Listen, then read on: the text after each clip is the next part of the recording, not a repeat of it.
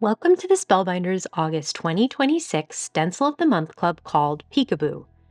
This month's set of layering stencils creates a final A2 image of jack-o'-lanterns, ghosts, and bats.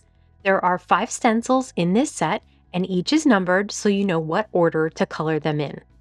Let's use this month's club to create a card. Use a rolled up piece of Best Ever craft tape behind an A2 piece of smooth white cardstock to temporarily adhere it down to a protected workspace.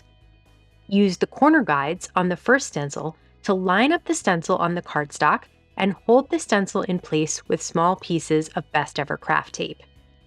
The first stencil creates a background color for all of the images. Since the pumpkins on this card will be orange and the stems green, try maybe a purple like the Hero Arts, Hero Hues, Thistle reactive ink and apply it with the Spellbinders blending brush. Holding the brush by the head rather than the handle gives you the most amount of control so that you can apply a very light layer of ink. Tape stencil 2 in place. This stencil creates the pumpkins. Use Hero Arts Creamsicle reactive ink and a Spellbinders blending brush. Decide what color you're going to use for the jack-o'-lantern faces.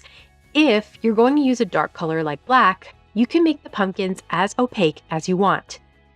If you're creating the look of glowing candlelight on the faces, try to use a very light layer of orange ink. You can always add more ink on the edges for the look of dimension. Stencil 3 creates the pumpkin stems. A green or brown color works great here. Since the rest of the colors on this card are light and bright, using Hero Arts Key Lime Fizz reactive ink coordinates well here.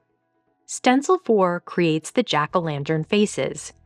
Using Hero Arts Lemon Drop reactive ink creates that candle-lit glowing look.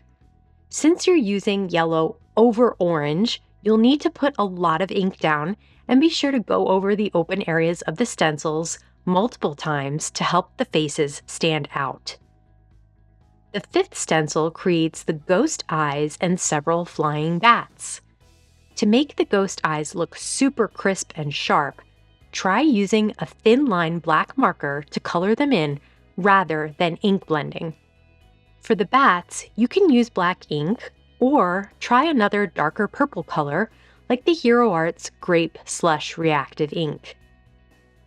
Carefully peel back this last stencil and remove the stenciled panel from the tape roll on the back.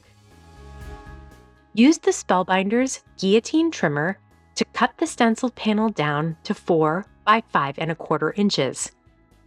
Then use the Spellbinders notch and corner punch to round the corners of the stenciled panel.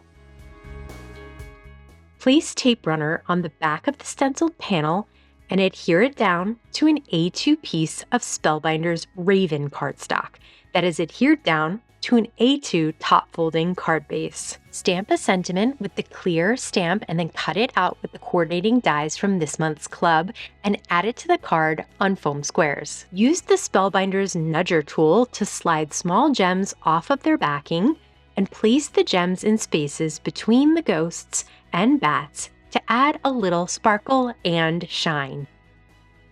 Thank you for choosing Spellbinders Club Kits.